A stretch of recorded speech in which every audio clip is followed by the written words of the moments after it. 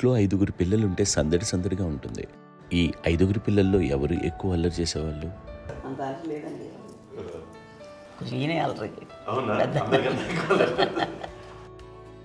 అమ్మ ఇక్కడ ఒకటి అల్లరికి, హుషారుకి, చలాకితనానికి, చిలిపితనానికి ఆ తేడా తెలుసుకుని చెప్పమ్మా. అల్లరి అంటే ఇప్పుడు నా ఇమేజ్ ఏమైపోద్ది, అల్లరి అంటే అల్లరుడు అని, నేనేమో చాలా రావుడు మంచి బాలుడు అనేలాగా నా ఇమేజ్ ఇది. నేను అలాగే చెప్తుండేవాడిని. నా ఉద్దేశం అదే. నేనేమో అల్లరి నన్ను అంటే చలాకితనం, అమ్మ అల్లరి అనుకునేది లేదండి. ఎక్కువ హుషారు కానీ చాలా బాగుండేవాడు అబ్బాయి.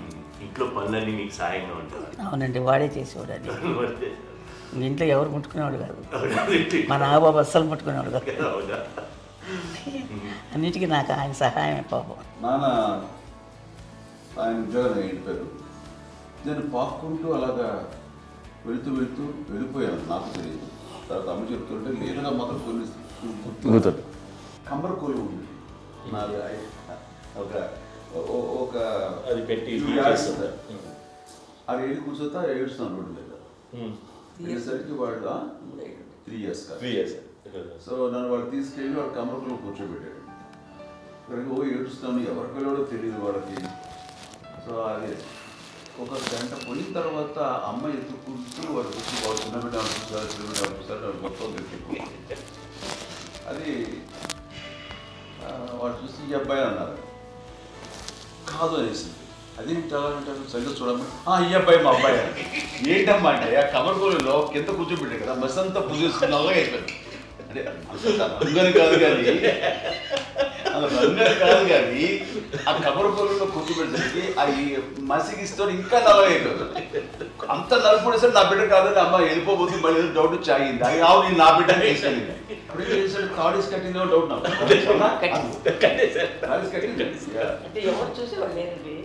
అమ్మేమో అల్లరి అనుకునేదండి. నాకేమో చిన్ననాటి మహాభాగవతం కృష్ణుడి కార్యక్రమం అనుకుంటాను. ఆయన మహానుభావులు అయ్యే వాళ్ళందరికీ ఆ లక్షణం ఉంటుందేమో చిన్నప్పుడు. కొన్నిదల కుటుంబ సభ్యులు మంచి రుచులను ఆస్వాదిస్తారని, మంచి భోజనాలని ఆనందిస్తారని అందరికీ తెలుసు. చిన్నప్పుడు వీరి ఆహారపు అలవాట్లు ఎలా ఉండేవి? ఇదేవి ఎగిరేవి ఇవి ఎవ్రీ డే 2 పూట్ల ఉండాలన్న. మరి నాగబాబు పాపం ఏముంది, తిన్నట్టు ఇష్టం. మరి అన్ని రకాలుగా నాన్న కోసం చేసి పెడుతుంటే మరి తను ఇష్టపడక ఆ తర్వాత లేకపోతే కోపడక ఎలా ఉంటాడు చెప్పండి. 5గురు పిల్లలు అయినా అమ్మా నాన్నలు కొంతమంది పైనే ఎక్కువ దృష్టి పెడతారు. ఈ 5గురిలో మీరు ఎవరి మీద ఎక్కువ ఫోకస్ పెట్టేవాళ్ళు? కళ్యాణ్ బాబు అండి. వాడంటే బాగా, అంటే వాడు ఏది తినేవాడు కాదు అసలు. ఏది ఆడికి ఏది తింటాడని. ఇప్పుడు వాడికి నచ్చకపోతే, ఇప్పుడు నేనైతే నచ్చకపోతే చాలా గోల్ చేసేవాడిని. అన్నయ్యకేమో చాలా అన్నయ్య ఏది పెట్టినా తినేవాడు, అసలు అడ్జస్ట్మెంట్ అంటారండి. నాకేమో నచ్చకపోతే చాలా గొడవ పెట్టేవాడిని. తిండి ఇది ఒక అన్నం, ఇది ఒక కూరలు అని వెళ్ళిపోయేవాడిని. అమ్మకు అమ్మతో తిట్టి నాకు వెజిటేరియన్ ఎలర్జీ ఉండేది, అంటే చిరాకు అనమాట. కళ్యాణ్ బాబు ఏంటంటే తనకి ఇష్టమైన ఫుడ్ ఉంటే తింటాడు సైలెంట్గా, బాగలేకపోతే సైలెంట్గా వెళ్ళిపోతాడు. అమ్మకి ఏమంటారండి వదిలేమో తన తింటాడు, అది నిశ్శబ్దంగా నిరసన ప్రకటించేవాడు. దాంతో వాడి గురించి చాలా ప్రొటెక్టివ్గా చూసుకునేది అమ్మ.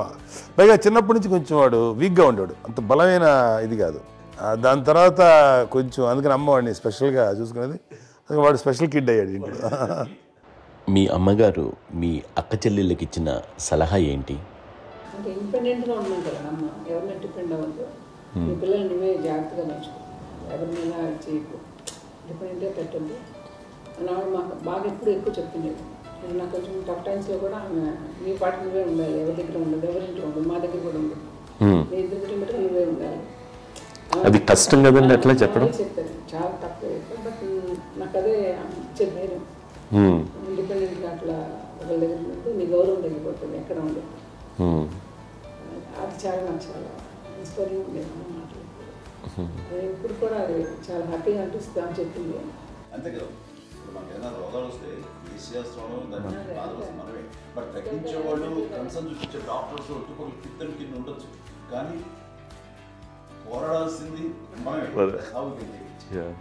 నాకు సార్ కొంచెం ఒక డిప్రెస్డ్ ఇదేదో వస్తే ఫేస్ ఒకటి నేనేదో ఇంకా మా అందరి నుంచి నేను సపరేట్ అయిపోయినట్టు ఒక సిచ్యువేషన్ వచ్చినప్పుడు అమ్మ నన్ను పట్టుకుని I'm there for you. Yes, ఎవరు నువ్వు అన్నా ఎస్ అన్న ఫ్రెండ్స్ కానీ ఎవరైనా సరే ఎప్పుడు కూడా అలోన్గా మటుకు అనుకోకు, నేను నాన్న ఆవిడ నన్ను పట్టుకొని ఇచ్చిన అఫెక్షన్ లేదా ఫీలింగ్ అసలు బలం అన్నమాట. ఇంకా ఏంటంటే ఏమైనా చేయగలను నేను, పర్లేదు ఇంట్లో నాకేం ఏదైనా సాధించగలను అని ఒక భరోసా తల్లి దగ్గర నుంచి రావడం అనేది నాకు ఎవరు అవసరం లేదనిపించింది. అంత స్ట్రాంగ్గా ఆవిడ support, very strong, very practical. అంత స్ట్రాంగ్ చేసింది నాన్న చెప్పండి. మా పిల్లల విషయంలో మేము కూడా మేబీ అంత స్ట్రాంగ్ కాదేమో, సెన్సిటివ్గా ఉంటాం, కానీ అమ్మ మటుకు చాలా స్ట్రాంగ్గా ఉండి మమ్మల్ని కఠినంగా ఇలాగే ఉండాల్సింది, ఇలా ఉండండి అప్పుడే మీరు నేర్చుకుంటారు. ఇక్కడ అమ్మ పాజిటివ్నెస్ గురించి ఇంకో మాట చెప్పాలి. అంటే తన బిడ్డలకే కాదు, ఈ రోజున మా రెండో పాప శ్రీజ కూడా తనకి లైఫ్ చిన్న డిస్టర్బెన్స్ వచ్చింది. ఆ టైంలో కూడా తను ఏముందంటే అప్పుడు నాన్న దగ్గరికి వెళ్ళాను, తను ఇచ్చిన భరోసా, తను ఇచ్చిన మాట వెళ్ళలేని ధైర్యం వచ్చింది నాతో. నాన్నమ్మ దగ్గర ఎప్పుడు కూర్చోస్తాడు అప్పుడే పాజిటివ్ ఫీలింగ్ వస్తుందని నాతో షేర్ చేసుకుంటాను. తనకు మాతో చెప్తుంటే అనిపిస్తుంది కరెక్ట్. అమ్మ ఏం పర్లేదమ్మా, లైఫ్ అంటే ఒకరితోనే అయిపోదు, ఆ ఒక్కరి వల్ల వాళ్ళ ఇన్ఫ్లుయెన్స్ తోటో వాళ్ళు మన మీద నియంత్రించడం కానీ మన బాధల్ని వాళ్ళు చేయడం అవుతాం. జస్ట్ నువ్వు నీ గురించి నీ మనసులో ఏదనిపిస్తే నీ గుడ్ ఫీలింగ్ ఏది వస్తుందో ఆ ఫీల్ ప్రకారం వెళ్ళిపోదు. అంటే ఆ జనరేషన్ పీపుల్ ఎక్స్పెక్ట్ చేయం అలా కాదు. ధైర్యం ఉండి అందరికీ ధైర్యం బాగా నూరుకొస్తారు. ఫాదర్ కూడా, మా నాన్నగారు కూడా అస్సలు ఎప్పుడు అనేవాళ్ళు, ఎప్పుడు మీరు పెట్టే చెయ్యి మీరు ఎప్పుడు పైన ఉండాలి తప్ప తీసుకునేలా ఉండకండి, చేతులు పెట్టుకొని అనే అట్లాంటివి చెప్తుండేవాళ్ళు. అందుకని మాకు ఇట్లా ఇండివిజువాలిటీ మాకు బాగా ఎప్పుడు కూడా ఒకళ్ళని అడగడం అని, ఈవెన్ బ్రదర్స్ని అడగాలన్నా కూడా మాకు అది పడిపోయింది మైండ్లో, కొంచెం కష్టంగా ఉంటుంది. సో నాకు అంటే ఆవిడ మా అమ్మ ఏదన్నా కొంచెం డిప్రెస్ అయినా నేను చాలా ఎక్కువ అమ్మకి షేర్ చేసుకుంటే అన్నయ్య కూడా లేడు. అన్నయ్య ఉన్నప్పుడు ఓకే, లేనప్పుడు నేనే ఎక్కువ షేర్ చేసుకున్నాను. బట్ ద బెస్ట్ థింగ్ మా అమ్మ దగ్గర నుంచి హగ్ అండి. ఈరోజు కూడా మా అమ్మని హగ్ చేసుకోకపోతే అంటే అది నాకు మా అందరిలోనూ, అంటే ఆవిడ పెద్ద చదువుకున్న వ్యక్తి కాదు, పెద్దగా బయటికి వెళ్ళి నా ఎక్స్పోజర్ కాదు, కానీ ఇవాళ అన్నయ్య కానీ విజయ, మాధవి, నేను, కళ్యాణ్ బాబు ఈ రోజుకి టుగెదర్గానే ఉంటాం. మేబీ మాకు కొన్ని విషయాల్లో నాకు మా మాధవ్కి డిఫరెన్స్ ఆఫ్ ఒపీనియన్స్ ఉండొచ్చు, మా చెల్లికి మా అన్నయ్యకి అట్లా ఉండొచ్చు, ఉంటుందండి ఫ్యామిలీ అన్న తర్వాత. కానీ ద ఇన్విజిబుల్ బాండేజ్ మా అమ్మ ఇచ్చింది, ఆ లవ్ అండ్ ఎఫెక్షన్, హగ్, అవన్నీ ఆవిడ నాన్ వెర్బల్ అడ్వైజ్ ఏంటంటే అందరూ అలా కలిసి ఉండాలనేది ఆవిడ నుంచి మేము నేర్చుకోవాలి. అది ఇట్స్ ఇస్ నాట్ వర్డ్లీ, అది నోటి మాట కాదు, అది వెర్బల్గా కాదు, నాన్ వెర్బల్గా చెప్పినటువంటి ఇది. సో అందుకని అది మాకు గొప్ప, మేమందరం ఇప్పుడు అలా ఉండడానికి కారణం, అంత కలిసి ఉండడానికి కారణం, మెయిన్ కారణం మా అమ్మండి. అది సో అందరూ ఉండాలనేది మా అమ్మ అడ్వైస్. ఇప్పుడు కూడా నేను ఎప్పుడైనా ఏదైనా ఫీల్ అయినా, అన్నయ్య ఫీల్ అయినా, లేదు నాన్న అట్లా వదుకు, ఇట్లా ఉండండి, ఇట్లా ఉండి ఇప్పటికీ చెప్తుంది. మేము ఎవరైనా ఎప్పుడైనా మా చెల్లితో గొడవపడ్డా అనుకోండి, నేను అట్లా అనకరా అని, అట్లాగా అన్న ఏమో లేదులేమ్మా ఏదో అన్నాను కానీ ఫీల్ అవ్వకమ్మా, మేమందరం కలిసి ఆవిడని అసలు టెన్షన్ పెట్టవండి మేము. సో అలా అది ఆవిడ నేర్పించింది. అలా కలిసి ఉండటం అనేటువంటి బాండేజ్ని ఆవిడ తన ఒక హగ్తో చెప్పింది. అన్నయ్య సినిమా చూడండి, జాదూకి చెప్పాను కూడా, అది మా అమ్మ దగ్గరే ఉందండి. శంకర్దాదాలో చెప్తాడు చూడండి. ఇప్పుడు మోడర్న్ వర్డ్స్లో చెప్పాలంటే మీ అందరికీ ఆవిడ ఒక వైఫై లాంటిది. Yes, you can say that. Yes. ఇంకొక అడ్వైజ్ కట్టండి, అమ్మ విషయంలో నేను గొప్పగా ఫీల్ అయ్యేది, కానీ చాలామంది పెద్దలు రిటైర్ అయిపోయి విశ్రాంతి తీసుకుంటున్నటువంటి పెద్దలందరూ కూడా ఆచరించే విధంగా ఒక విషయాన్ని నేను గమనించాను. ఇప్పుడంటే నా దగ్గర ఉంటుంది కాబట్టి ఉన్నాను. అమ్మ విడిగా ఇంకొక ఇంట్లో ఉండేది, 9 సంవత్సరాలు నాన్నగారు దూరం దగ్గర నుంచి ఉండేది. 5 సంవత్సరాలు ఒంటరిగా ఉండి నన్ను బిడ్డలందరూ ఎవరు మా నాన్న వెళ్ళిపోయారు, నేను ఒంటరి అయిపోయాను అన్న ఫీలింగ్ అమ్మకు ఎప్పుడు ఉండేది కాదు. తర్వాత బిడ్డలు వాళ్ళ టైం బట్టి వచ్చి చూసుకుంటే సరిపోతుంది. అది వారమా, నెలక, 2 నెలక, అసలు ఒకసారి రాలేని పరిస్థితిలో ఉంటుంది 5-6 నెలల పాటు. ఇదే ఊళ్ళో ఉండి పక్క విధుల్లో ఉండి ఎవరి పనులు వాళ్ళు బిజీగా ఉండి, ఎవరి షూటింగ్ వాళ్ళు బిజీగా ఉండి, ఎవరి ప్రొఫెషన్లో వాళ్ళు బిజీగా ఉండి, ఎవరి ప్రొఫెషన్లో వాళ్ళు బిజీగా ఉండి, తన సంసారం తను బిజీగా ఉండి అనుకోసరి అమ్మ ఏమీ ఫీల్ అయ్యేది కదా, ఏంటమ్మా రావట్లేదు, అసలు పట్టించుకోవట్లేదు ఏంటి అంటే అంతేలేమ్మా అని ఇలాంటి నిరసన మాటలు కానీ, ఈసరింపు మాటలు కానీ, లేకపోతే న్యూనతాభావం కానీ ఇలాంటివి ఎప్పుడు అమ్మకు లేవండి. వచ్చారు అబ్బాయి ఏం చేసి పెట్టడా చెప్పండి అంటూ చాలా పాజిటివ్ ఉండి ఇప్పటికీ కూడా తను సపరేట్ కిచెన్ మా ఇంట్లో ఎంతో ఉంటుంది వేరే కిచెన్. ఎందుకంటే అమ్మకి మోస్ట్ స్ట్రెస్ బస్టర్ వచ్చేసినా లేకపోతే ఏదో రిలీఫ్ ఏంటంటే తన కిచెన్లో కూర్చొని వండి అందరికి పెట్టాం. ఇప్పటికీ కళ్యాణ్ బాబు అక్కడక్కడ తిరిగేసి ఎక్కడో చేసి నిరసన చేసి అన్ని చేసి వస్తే అమ్మకి చాలా జాలి.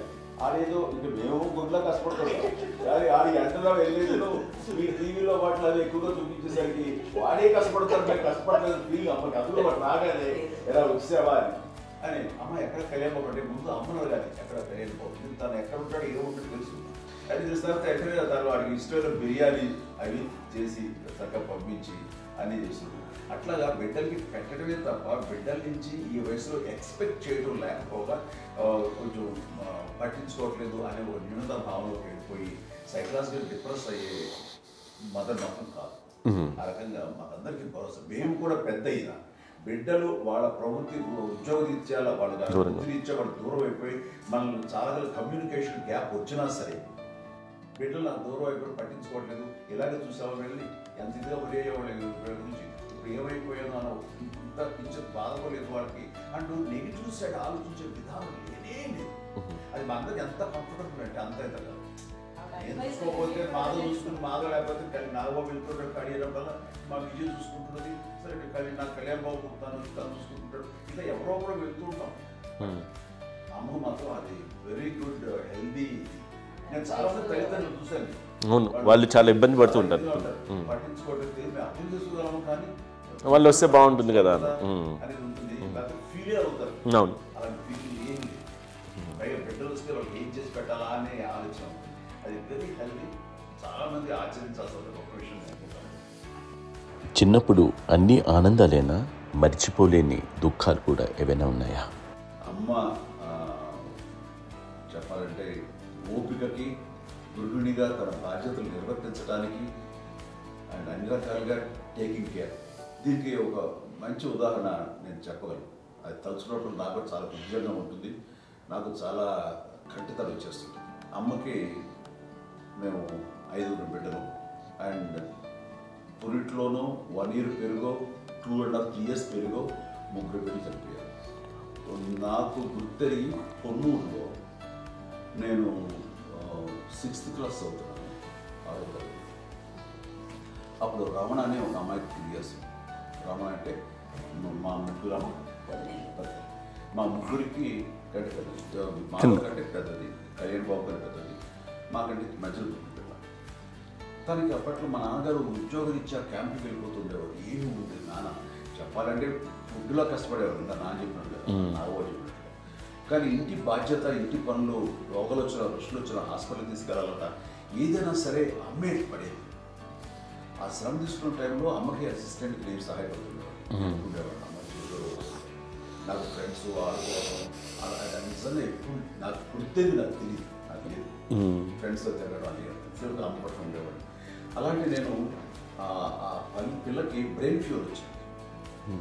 ప్రభుత్వ ఆసుపత్రి పొన్నూరులో ఆ పిల్లని చేర్పించినప్పుడు 2-3 days అయిన తర్వాత ఒక బ్యాడ్ న్యూస్ వినాల్సి వచ్చింది. తెల్లారికి కాన్షియస్ పోయింది, ఏం చేయాలో తెలియదు.